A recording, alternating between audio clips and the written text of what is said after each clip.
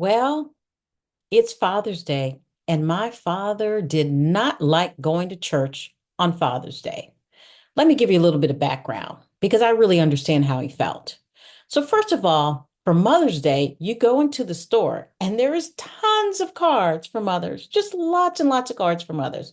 And I'm glad there are because we are needed and we bring so much value. But then for Father's Day, there's a small number of cards that you have to choose from. And it's hard to find those sentimental cards as well. So that's a challenge. It was always a challenge for me. But then you go to church on Sunday. And what happens for Mother's Day? Flowers. Mothers are standing up. They're on stage. They're getting acknowledged. And it's a wonderful time. And for fathers, now, I don't know if this is the Black church. This could be other churches. My other videos that I've talked about, let me see my dad, child support, that could be for anybody. But this one, it could be the Black church. So now you go to church on Sunday morning for Father's Day. And what do you hear? You hear preachers bashing the fathers, what men aren't doing, what men are supposed to do. Fathers are not this, fathers are not that. I mean, just not celebrating fathers anyway.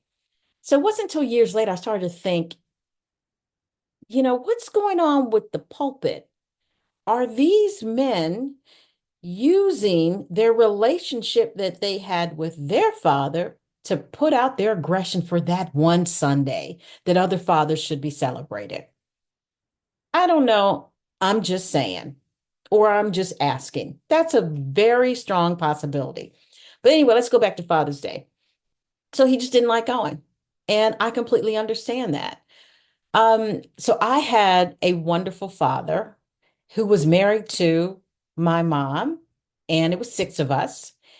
And this father was very involved in our life because he was allowed to be involved in our life. They were married.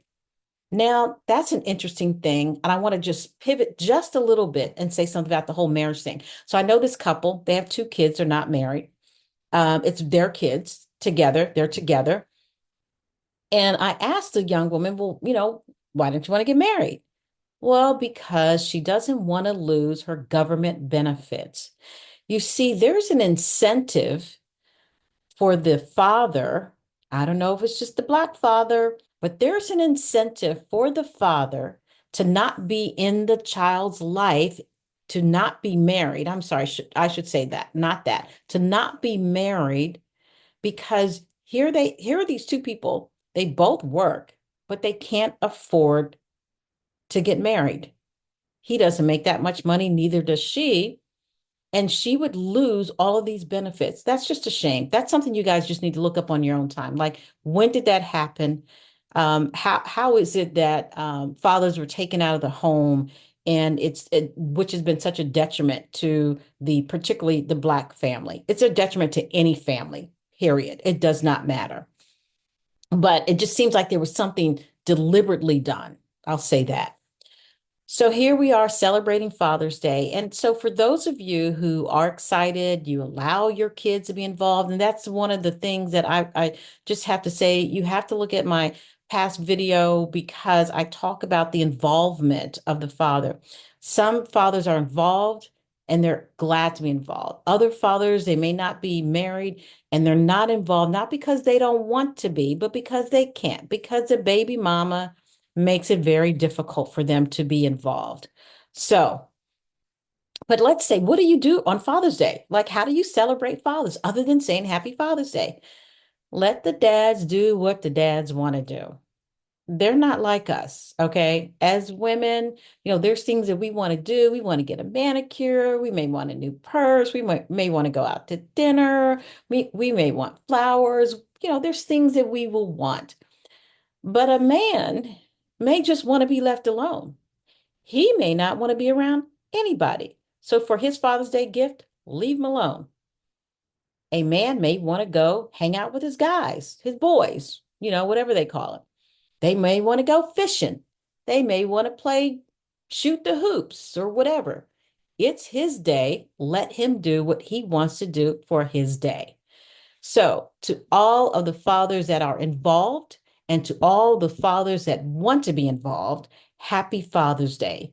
And for those of you, that small percentage out there who don't want to be, hey, you're missing out because fathers are equally valued. They are equally important. As a matter of fact, in some situations, they are more important. I'm not saying that one is better than the other. I'm just saying that if you were in a single parent household, you still have a stronger chance of having a stronger success rate being raised by a dad, whether you are a daughter or a son, than being raised by a mother. So, hey, this is coming from a single mom. Hey, happy Father's Day to the guys. You deserve to be elevated, lifted up, and not feeling like there's something wrong with you because there is nothing wrong with you. God made man first, and then he made woman. And we cannot have a child without the man, and nor can we raise a child in such a fullness and in such a way that the child is well-rounded without a father in their life. So, to my brothers, happy Father's Day.